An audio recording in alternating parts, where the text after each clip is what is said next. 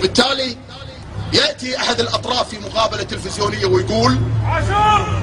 يقول بأن السعودية لوحدها لا تستطيع أن تحرر الكويت، وحنا نقول لك نعم هذا كلام صحيح، لكن خلني أقول لك الكلام الأصح شنو؟ أن لو دول العالم كلها وجيوشها اجتمعت لتحرر الكويت لن تستطيع بعد الله سبحانه وتعالى إلا إذا أمرت السعودية بفتح أراضيها لهذه القوات. هذا هو المنطق. على من تخدعون وتخشون وتضحكون على منه؟ تراكم نعم إذا بغيتوا تؤلمونا نعم نقولها بالفم المليان وبكل اعتزاز.